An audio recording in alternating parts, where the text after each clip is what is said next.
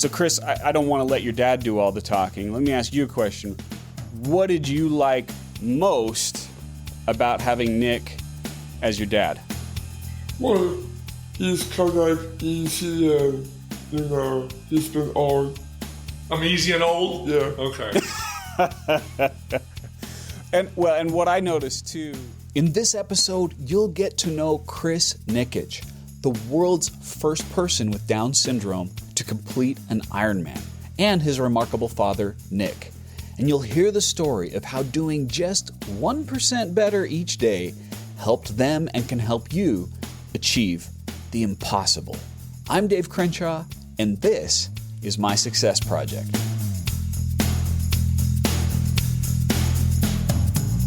Welcome to the Dave Crenshaw Success Project. This is the show where I teach my children how to be successful through the life stories of remarkable people, and you get to come along for the ride.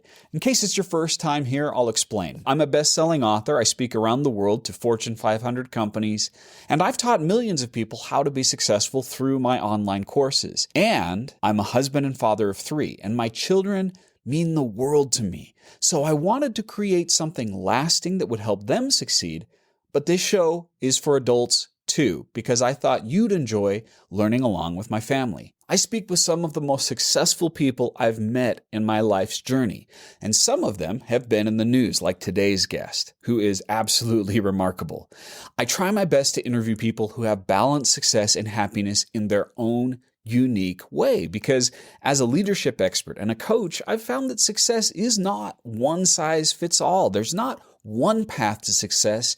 There are infinite numbers of ways that you and I and my kids can become successful. And I also do my best to interview people who have balanced success in multiple areas of their lives. In fact, I believe that there are 6 facets of success: relationships, health, your profession or your career, money, cause, as in a charitable cause, and fun.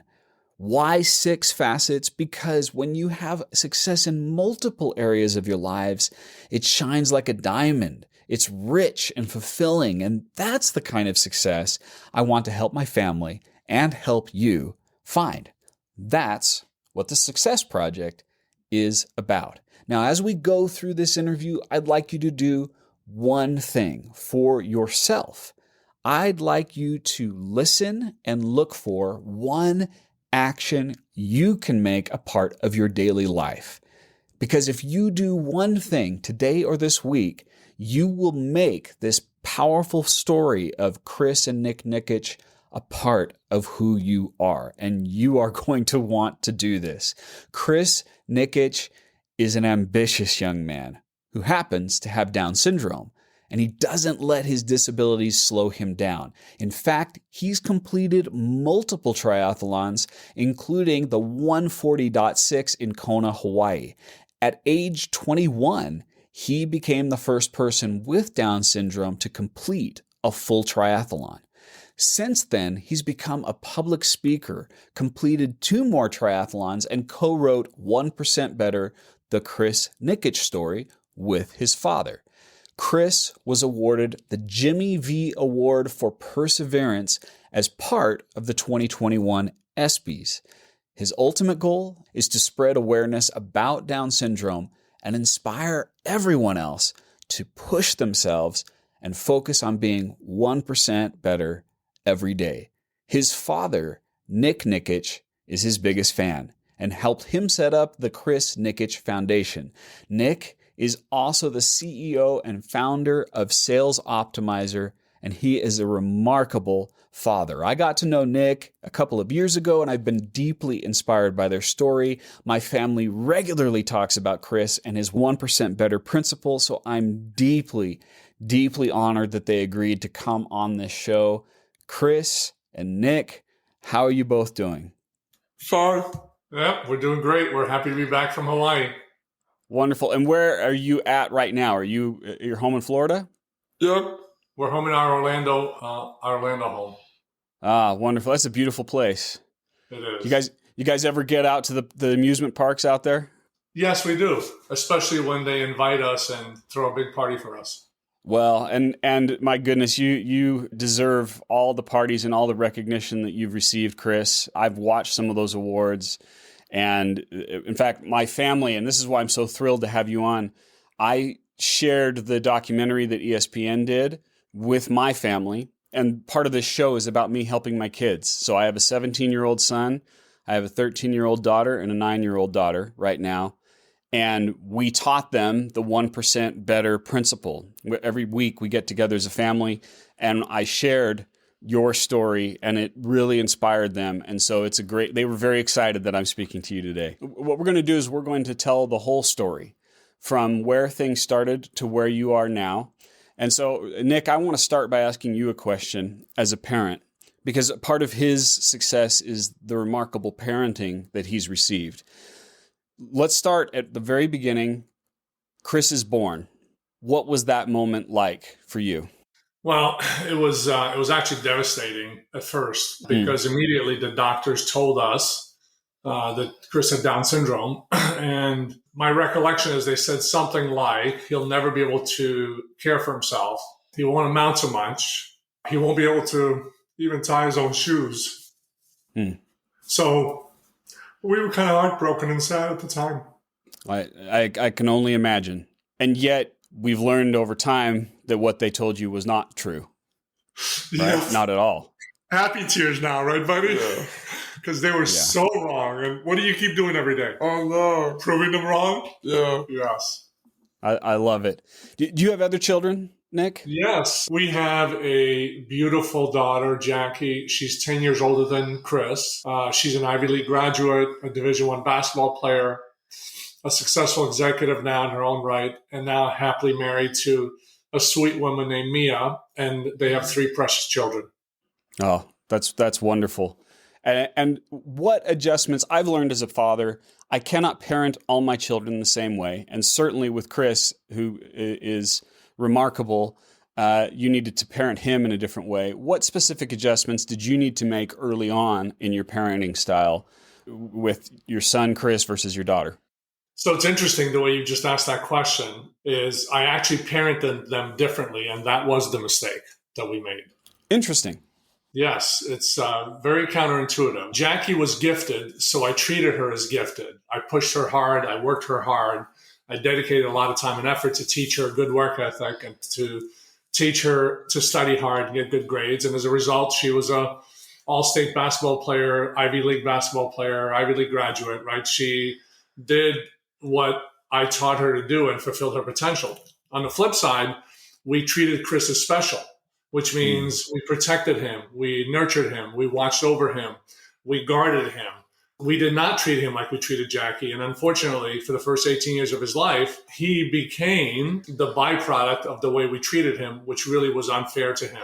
We treated her as gifted. We treated him as special. It was only at the age of 18 when I decided to treat Chris as gifted that his whole life changed. What was the moment, what was the reason why you said this needs to change? Well, Chris and I had both been through a bunch of major surgeries between the age of 16 and 18. He had 4 major ear surgeries. And one day he was 18. We're both sitting on the couch, overweight, out of shape, having no physical activity. And I looked at Chris and realized his friends were all graduating from high school, moving on to college and careers, and Chris had nowhere to go. And at that moment, I decided that was not going to be his future. And at that moment, we said, buddy, we're going to do something. We got up off the couch and said, we're going to go out and exercise.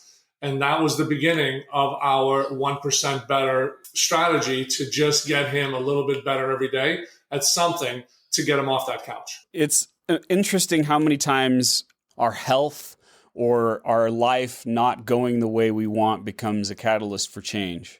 But not everybody takes that approach, right? Some just are resigned to where they are, but you actually said, wait, this needs to change. So Chris, I don't want to let your dad do all the talking. Let me ask you a question. What did you like most about having Nick as your dad? Well, he's kind of easy and, he's been old. I'm easy and old? Yeah. Okay. And what I noticed too, just as we were preparing for this, how much you two play together, No, right? we don't. We get out of You here. can. See, Ow. if you're just listening, they just kind of punched each other a little bit and had fun. But Yo, you.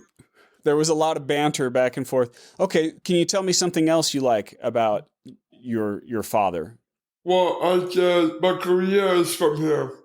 You get your careers from me? My careers. You what? The Margaritas? Yeah. You get out of here with the margaritas. You had a margarita last night. So he thinks about the most recent stuff. What's the best thing about your mom? pretty. She's pretty. I know that marrying someone pretty has been high on your list, so you Yeah. get that from respecting and loving your mom, right? Yeah. Yeah, his mom is amazing. She's just the most amazing woman in the world, most amazing mother. What are some of the things that she's done in the process, Nick? She dedicated herself 24/7 to him, especially early on when everybody told us everything Chris couldn't do. She did everything as a Tiger mom to prove them wrong and to fight for him and be his biggest advocate. She did everything in terms of the physical exercises, the learning, the things he needed. She was there all the time for him. Absolutely amazing. And if she didn't do all the things she did, Chris wouldn't have the foundation he had in order to be able to take it to the next level. Chris, what was hard for you? Was it hard when your dad said, we're not going to just sit and be lazy anymore. We're going to do something? Not really. Not really? No. So you were ready to go when he said, let's start exercising. Yeah. And I do think, as I've been learning about your story, you definitely have you're an athlete at heart, right? You love sports. You love being physical. What was that like, Chris? Did you play sports when you were younger? Yeah. I started golf basically at the age of 9. And I realized that, I was going to change golf to basketball. And you were it wasn't like you just went to the Ironman. You also participated in the Special Olympics, right? Yeah. Which sports? I did track and field. And what training did you need to do, or what schedule changes did you need to make to help Chris get ready for something like a Special Olympics? Special Olympics is interesting because it's a inclusion environment. Everybody gets to participate, and they don't push you beyond just having fun and participating. So there really wasn't anything. It was all still the same kind of environment. What we were told about him early and the way we try to train him and help him in Special Olympics was the same. It's just, it was a place to go, have some friends, feel like you're included, but there was no expectation of getting better or improving or any of that like we would think of it in a typical environment. So it sounds like you're not very excited about that. No, I'm not. I Okay. like the fact that he was included, and I'm excited about that and that kids have a place to go. But I'm not excited that it's kind of the beginning and the end of that. What Chris did was he built a bridge between Special Olympics and Ironman and the marathon community, because our kids need to be in the real world. They need to be included and participate where everybody else is participating, even though they can't compete at the same level. Some of them can. So I'm a big fan of Special Olympics as a place that everyone can go and be part of and participate at the level they want to participate. But there needs to be a bridge or an avenue, if you will, that bridges between Special Olympics and the real world. So what was the moment? Was it you, Nick, or was it you, Chris, that said, let's do an Ironman? It came from me. It came from you. Tell them when it happened. So when I got out there, basically I swam 1,000 meters. And then right after that, I saw the wall, Chris World Champ. Yeah, that was his 1,000 meter swim, open water swim, where he signed the wall, Chris World Champ. And that's when the light bulb went off. I'll tell you the trigger again, because there's always triggers, right? Right. That make us shift from one situation to another. Chris was doing sprint triathlons with Special Olympics.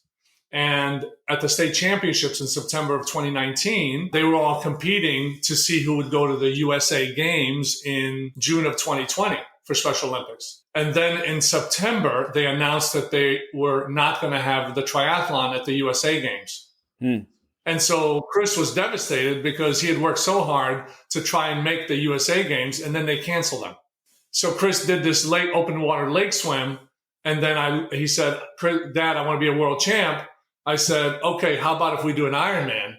And so Ironman was the result of Special Olympics canceling the USA Games. I love that. I love the fact that something that was basically adversity and a disappointment, right? There was probably a lot of disappointment, pushed you to do something even greater than you thought possible. It was a blessing. God takes something away because he has something better in mind for us. And that's the way I view disappointment. And when something doesn't go our way, I always look for, okay, there's a better reason than this. Instead of being disappointed, we actually look for the gift that we're about to receive as a result of that disappointment. And I've listened to several of your interviews, and I know that your faith in God is an important part of this journey. I've found that people who are successful have a very clear motivation in mind, a reason why they're doing things. So I know that your faith plays part of that. But there are other motives, right? Chris, why did you want to do an Ironman? Because here's the reason why. One is I wanted to have a vehicle to move around. I wanted to have my own place. And then basically just, being a public speaker. And we'll talk more about that later, right? Yeah. But so you wanted to have a home, a car, you wanted to marry a beautiful woman, and anything else? And be a public speaker. And be a public speaker, which, my goodness, you are, right? That's really how your father and I met. Nick saw that I was a speaker. We had a few conversations about, helping that grow. You're speaking quite a bit now, right? Yeah. He's done about 250 speeches in the last 2 years. Oh my goodness. That's fantastic. And it's well-deserved that that's happening. Nick, is there anything else that you saw from the outside? Any other motivations that you saw that helped move Chris when you were doing this work? There's two things about Chris. He loves people and he loves praise. And we found that when he was training with other people, to him it was a game. And so he loved that. So I recruited a lot of other people to train with him and make it fun. And of course, all the events that we went to, the local triathlon, in our local towns, the local 5Ks, they were full of people. And when they saw Chris participating, they couldn't help themselves because Chris is just a natural hugger. They would hug him and he would hug them back. And so that kept him inspired and motivated to just keep going because the dream got him started and the dream maintained him. But it was the daily interaction with people and the praise and the hugs and the love that they gave him back that continues to fuel him and his desire to keep going. And I think that highlights something that I wanted to ask you about, because him being a natural hugger, Chris, you being a people person, you mentioned, Nick, early on that you treated your daughter as gifted and him as special. And yet I find that every weakness has an associated gift with it. I think the weaknesses, if you call them that, of Down syndrome are well documented. But what are the strengths that Chris have? What are the superpowers that he has? That's a great question. A lot of people don't realize that you have to have superpowers or gifts to do what he's done, which is essentially an impossible task, right? Yeah. Chris has a number, but he's got two that stand out.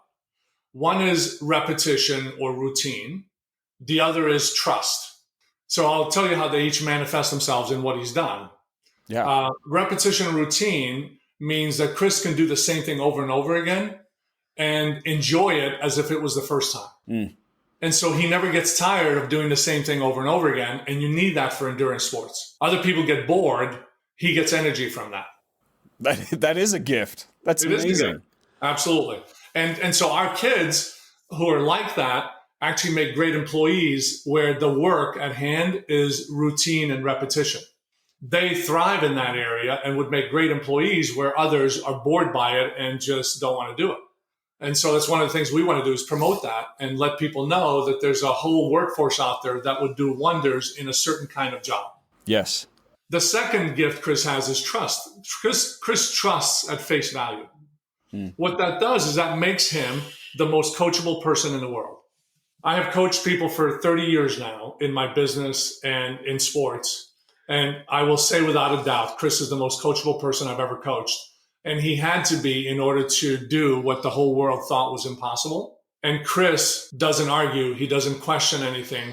And as a result of that, we were able to design a plan that Chris followed to a T, and he executed to perfection. Chris's superpowers are the reason Chris has accomplished what he's accomplished. That coachable one is absolutely a superpower. Someone I also have done a lot of coaching in my career, and it really is a gift. I find that the people who I work with that succeed the most have the humility to recognize that they need to improve, but also the confidence to know that they can. And that's what I see with you and with Chris in this. I also see, Nick, that you are coachable because you learned a new pattern, even late in Chris's life, right? Yes, absolutely. You decided to do the Ironman. What were the first steps to get started?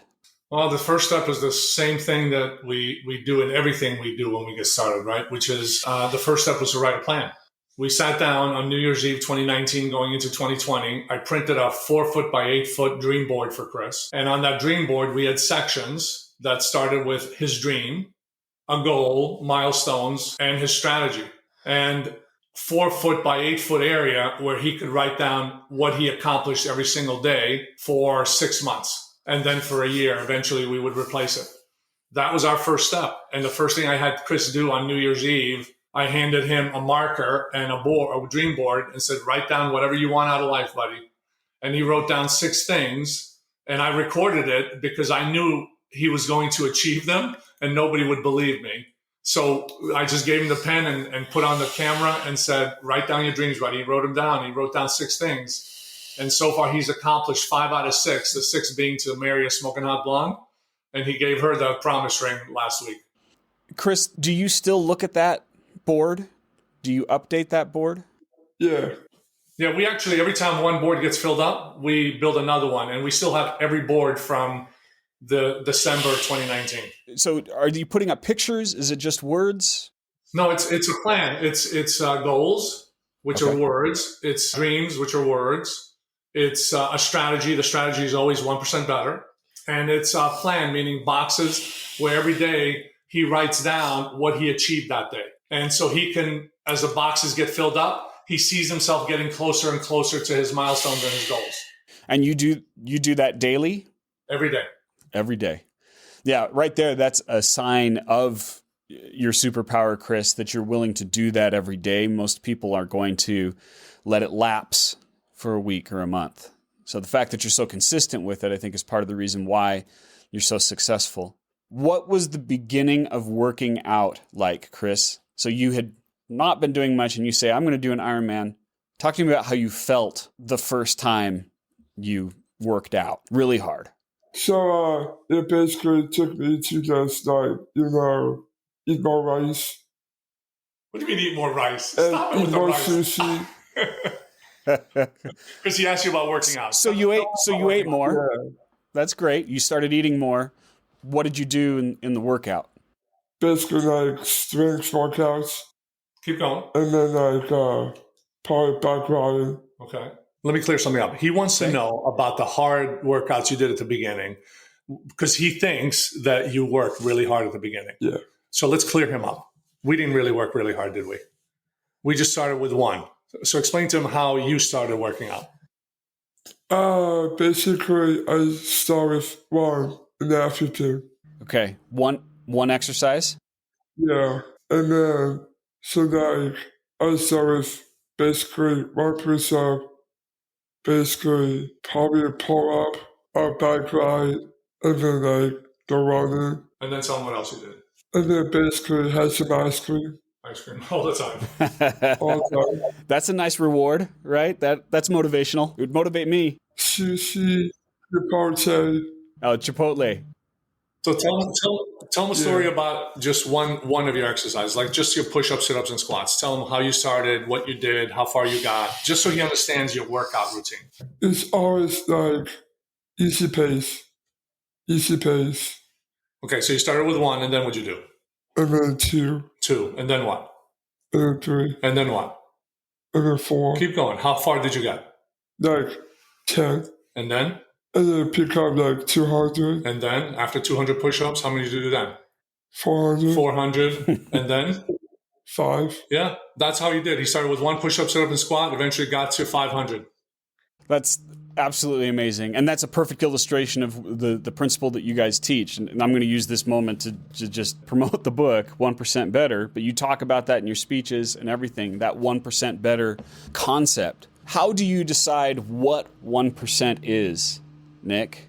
Like, how do you make that choice? Yeah, so 1% is just, it's a concept. Okay. And it's a way to just think about it. It's not literal. Okay. Right? It's a way to train your brain to think about improvement. And 1% is just an easy number to calculate in your mind, right? To look at something. But it really is about just making a little bit of progress and training your brain to believe it can do a little bit more now than it did yesterday.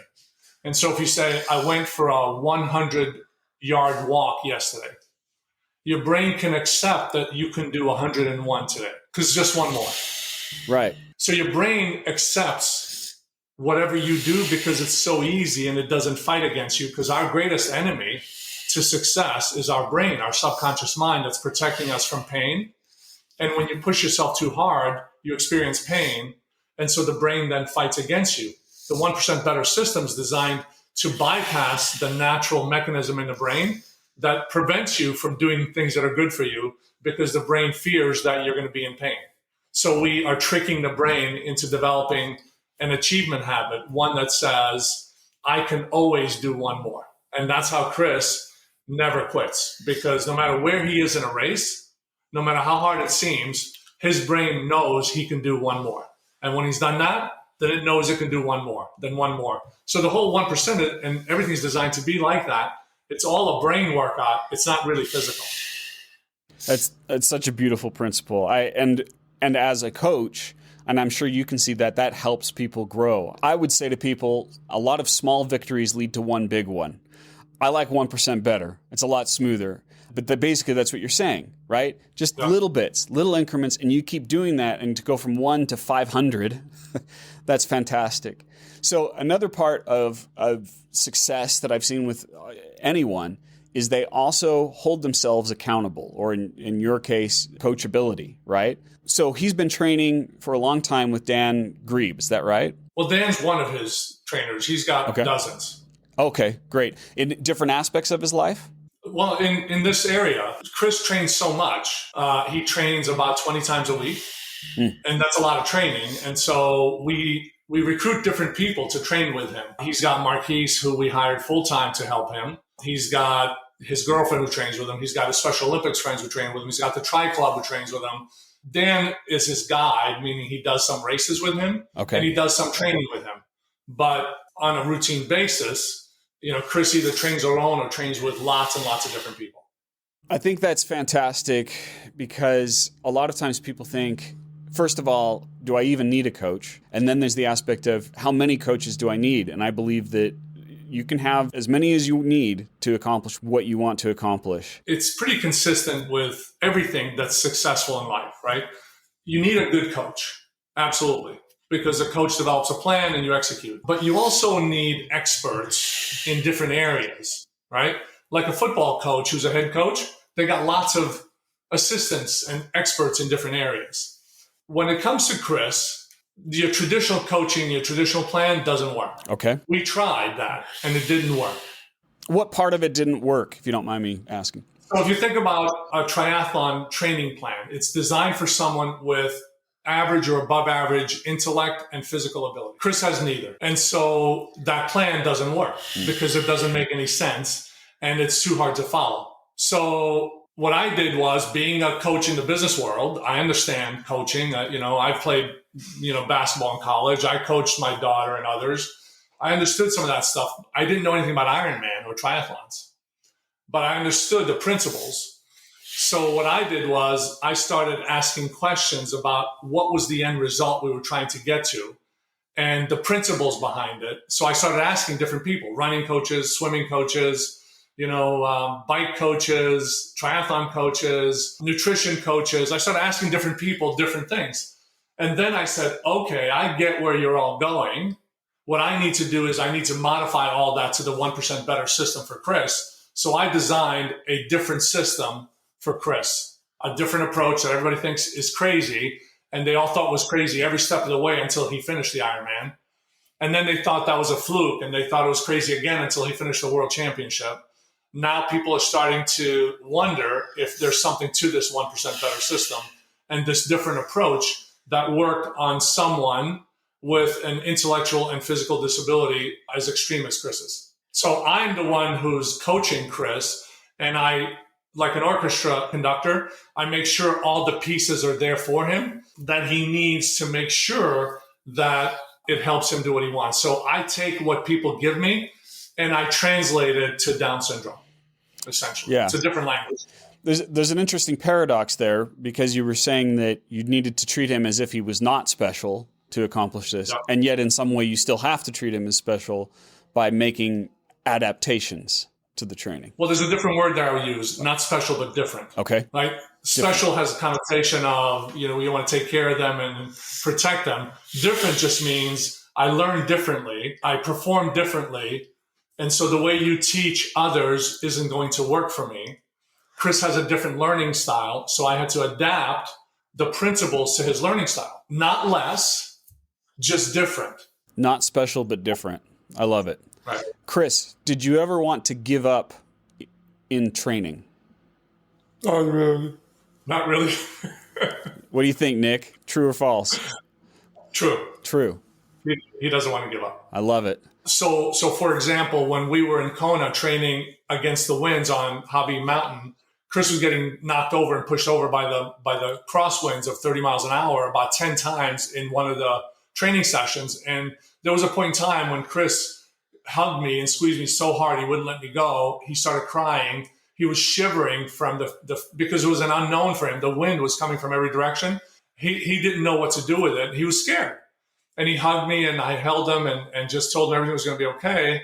And I had to be his conscious mind because at that moment he couldn't.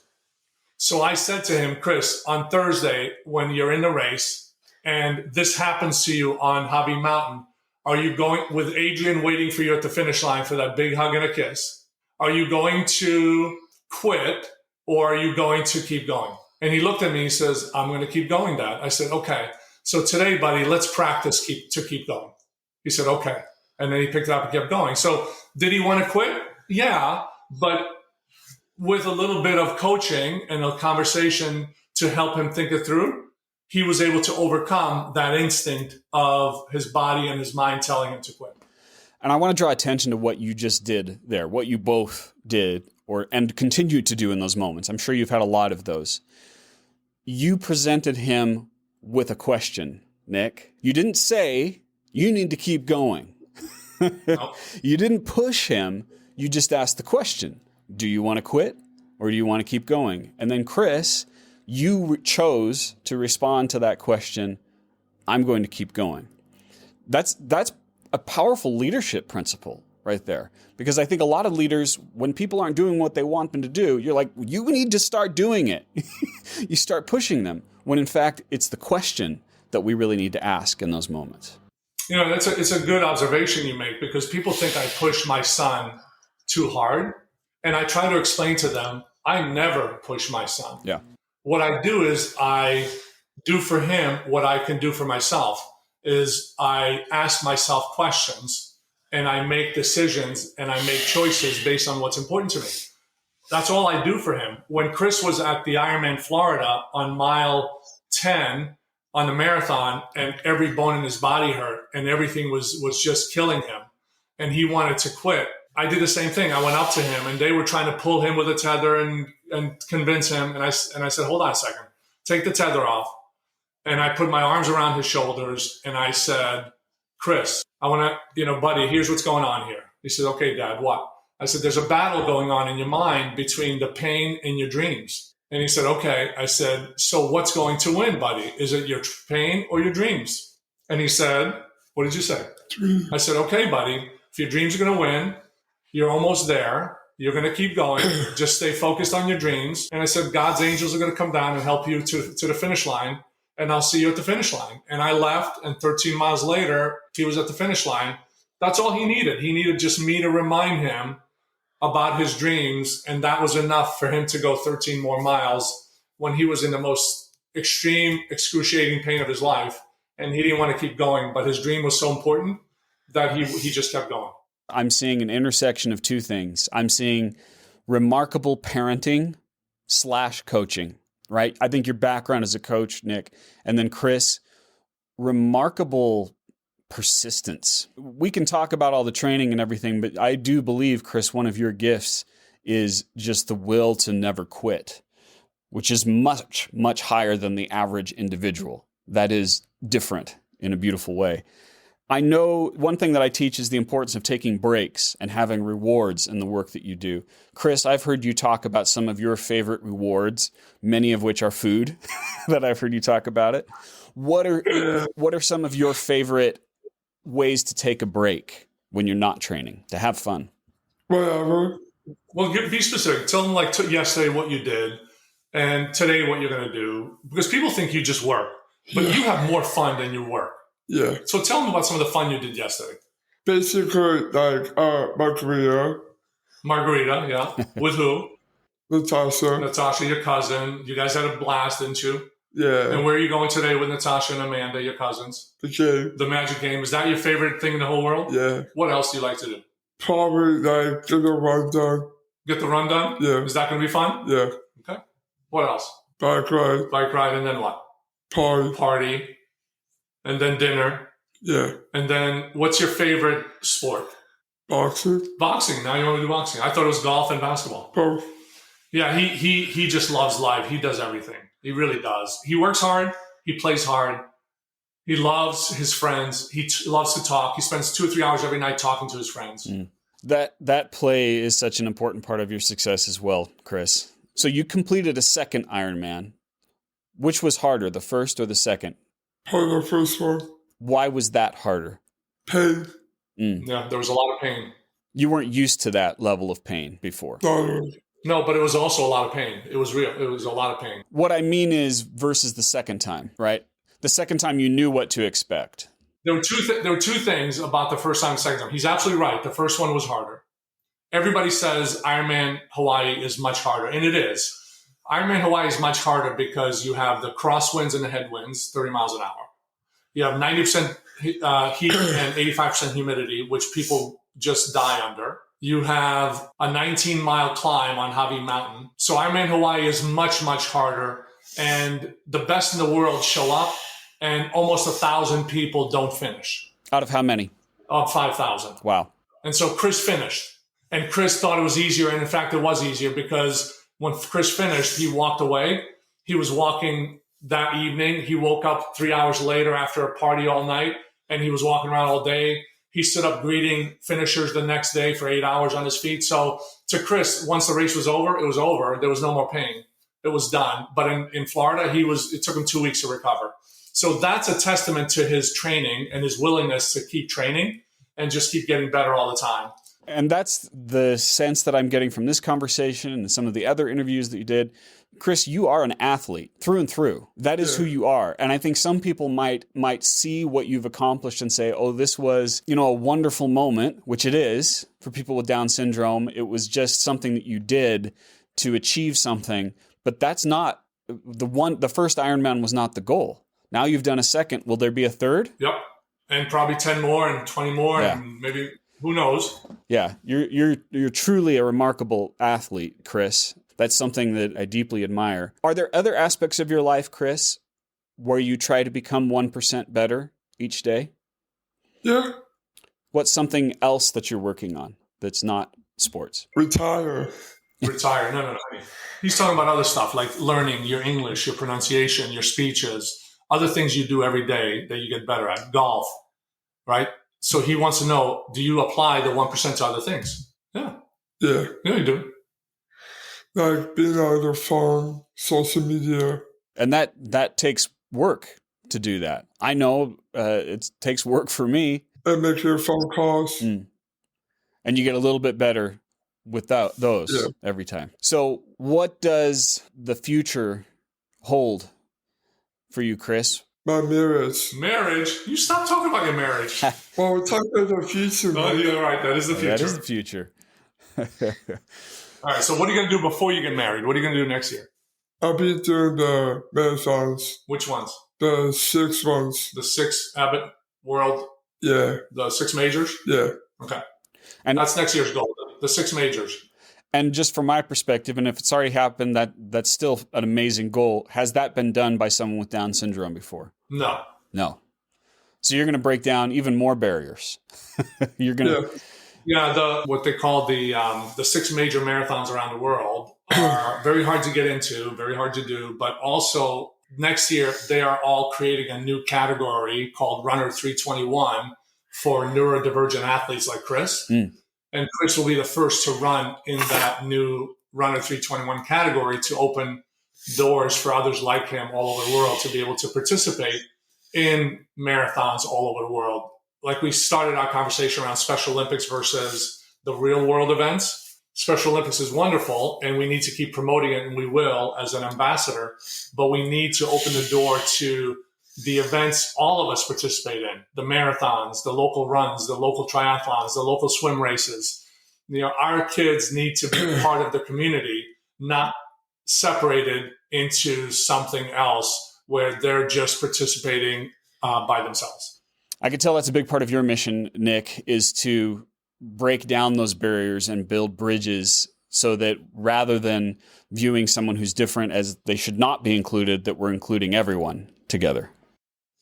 Absolutely, because they are being excluded. They don't get the opportunity to experience the same things we experience. Imagine all the people, the hundreds of thousands of people out there training every day so they can see if they can qualify for a spot in the Boston Marathon, right? Right. Most of them never do. But life is not about participating in the Boston Marathon. Life is about the journey and the attempt and all the things along the way to get there. And then when you do it. That's nice.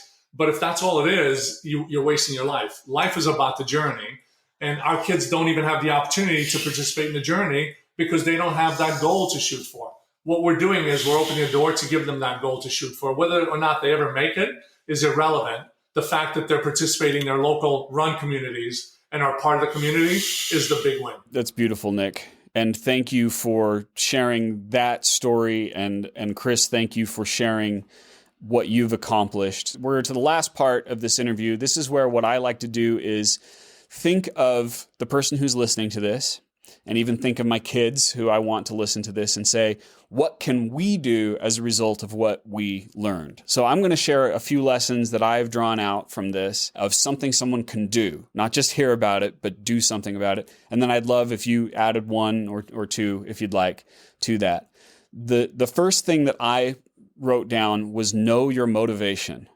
Understand, why are we doing this thing? And as you put it up on a board and you continually reevaluate it. And when you achieve that thing, that vision, then you do it again.